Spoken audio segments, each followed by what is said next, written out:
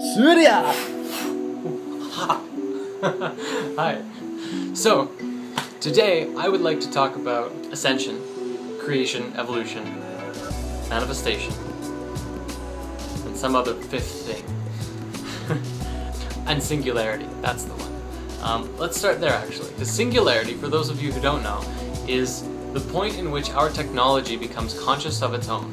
Well, I think what that actually means is that because there's all these different factors now. As we're evolving, we're integrating our technology into ourselves. You know, we're creating artificial limbs, but then we're creating organs. We're growing organs, we're able to grow meat now.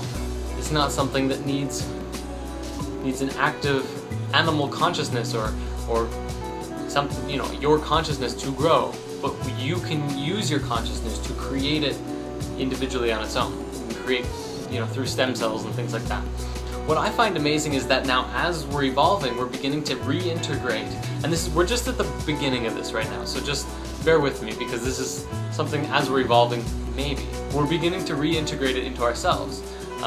There's a video by Jason Silva, I'll show you a clip that talks about how, you know, as particles get smaller, nanoparticles that interact with our blood vessels, we put it into our body, we start getting super smart, hyperactive, and then we reach a point of singularity where the technology realizes that it's one.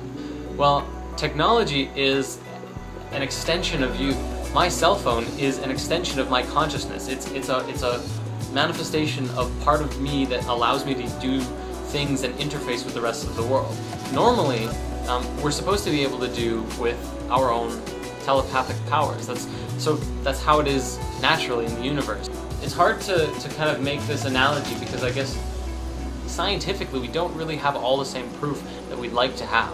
Supposedly that's the way it was in Atlantis, and if you look at every other species of life on this planet, they all work in the same way. They all interface with each other through a collective awareness. Birds flying together, deer moving in their herds and their packs, and all of the animals that they coexist together as a unit.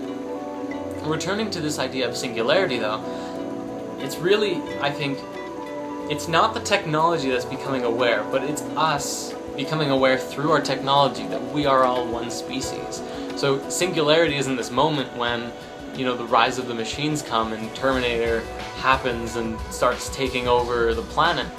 Ultimately, I think that it's going to be a really good moment, the moment of realization.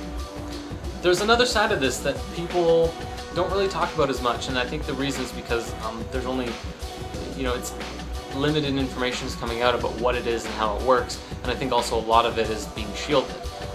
The Ascension perspective of us changing dimensions and raising our vibration to the fourth dimension, fifth dimension, literally translating out of this world, out of this third dimension reality altogether.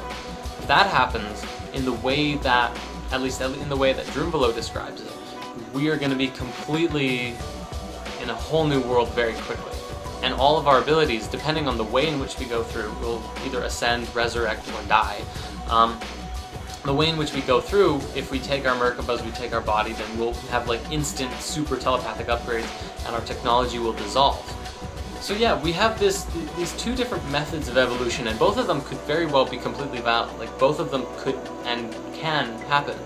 Anything is possible, and anything that can exist, it does exist. So naturally the potential for these things happening, there's a potential for them as well. When?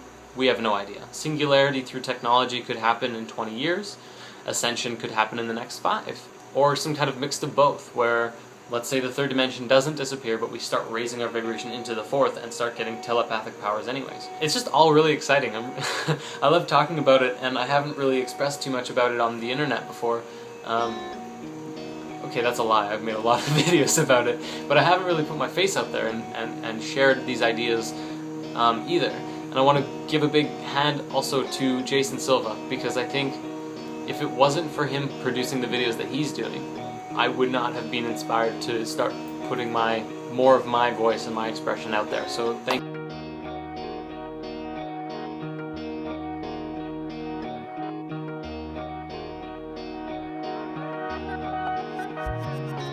We're only limited by our imagination, and it's really the case. I mean, what you have now is this, you have exponential progress, right? These exponential growth curves in information technology that point to the fact that the computer in your cell phone today is 1,000,000 times cheaper, 1,000,000 times smaller, and 1,000 times more powerful than a $60 million supercomputer was that was half a building in size 40 years ago. That's a billion-fold increase in price and performance and miniaturization. That's going to continue. So in the next 25 years, computers will be the size of blood cells interfacing with our biological bodies, trillions of times more powerful capabilities. And then you also have that information technology exponential growth curve spilling over into biotechnology. Freeman Dyson talks about the domestication of biotech, things like GPS that were once these big government things, and now everybody has GPS on their phone. So imagine the same thing with biotechnology. It's not going to be like Monsanto, big genetic engineering corporations. No, it's going to be like we're each going to be able to engineer our own food and have in vitro meat and reprogram our own biochemistry, upgrade our biology, live longer, reverse engineer aging, stop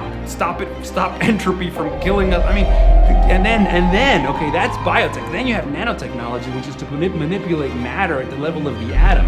So at that point, the building blocks of the physical world will be programmable. So literally, we can turn, dog shit into pearls. I mean, talk about abundance. Talk about giving the world everything they could ever need and more. I mean, each of us increasingly moving into universes of our own construction. Then artificial intelligence, virtual reality, hacking into our nervous systems, creating non-biological intelligence or a biotechnological hybrid that augments and feeds upon itself in some recursive feedback loop that then expands onto forever. And you're talking about substrate-independent minds, trillions of times more powerful than we are now, and if we can imagine it, why not make it so?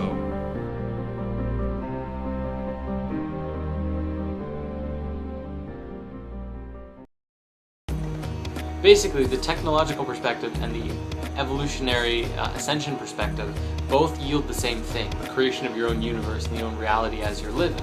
The only difference is that one of them we're using a nanotechnology and tiny particles to interface with matter and change things like dog shit into pearls, or we can do it with our consciousness, and we can look at something and we can go, you are dog shit and now you are pearls. And it gets changed through the way that we interact with it and the attention that we're putting on it in the first place.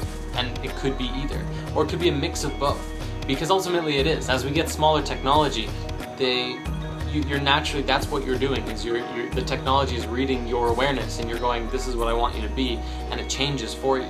So ultimately, I think the bigger picture, the biggest picture, no, it is the bigger picture, there's always a bigger picture, but the bigger picture between the two of them, this duality, is that they both yield the same results. They both yield a world or a universe for each one of us, as each one of us is a universe of our own. But now it's that we can tap into this cosmic universal conscious energy and shape anything to be as we want it to be, and also be able to interact with other beings in the universe that previously we weren't privy to communicating with. So that's all I got. Bye.